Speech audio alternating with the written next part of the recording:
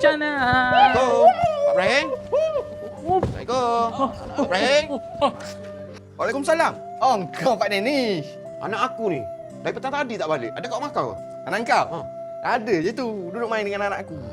Adik, sini jom balik. Oh, adik tak nak balik ya. Adik nak main sini. Sini jom balik cepat.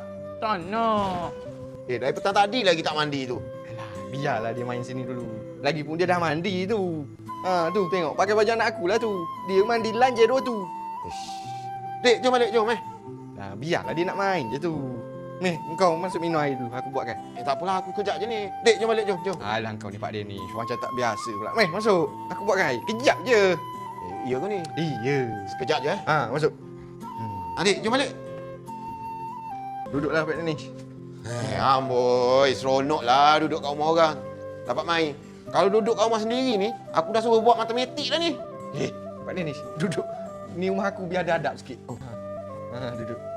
Pusing ni Ya, jelah. Anak kau nak main dengan anak aku. Lagipun dia esok cuti sekolah. Bukan selalu dia orang dapat main. Dah dik, jom balik. Dah pukul berapa dah ni? Dah lewat dah. Jom. Tak nak ya. Adik nak tidur sini malam ni. Rumah kita kan ada. Tidur kat rumah kita lah. Adik nak tidur sini ya. Biarlah Pak Danish. Kau dengan aku macam tak biasa pula. Anak-anak kita dari kecil lagi main. Tak payah pening-pening lah. Biar dia main sini. Esok, pagi-pagi lagi aku halau lah dia balik. Dah, tak payah fikir lah. Aku pergi buat air sekejap. Tak payah susah-susah lah. Susah apanya? Bukan air special pun. Air pahit je. Nah, kejap Lembut juga tilang kat rumah Pak Ibrahim ni. Wih, lah. Wah, ui, best ni. Ui, Seronok kan ya? seronok lah. Kalau ada kat rumah kita macam ni, best ni, dik. Tak payahlah adik main dekat sini lagi. Pak Danish? Hai, Pak Danish. Astaghfirullahalazim.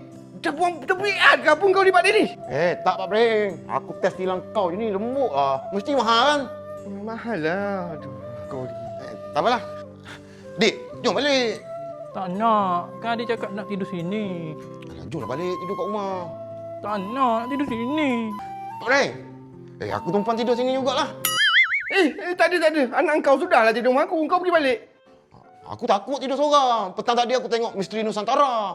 Kesik lah tidur seorang kat rumah. Bolehlah tidur sini. Aduh, kau pun satu lah. Yelah. Duduklah kejap. Aku pergi ambil selimut dengan bantal. Bantal dulu selimut tu kau ambil toto yang tebal sikit. Lepas tu aircon tu kuat sikit panas Dia ni. tak pun macam ni. Aku tidur dalam bilik kau ada aircon kan? Ada? Kau tidur luar. Aku tidur dalam bilik kau Babi betul.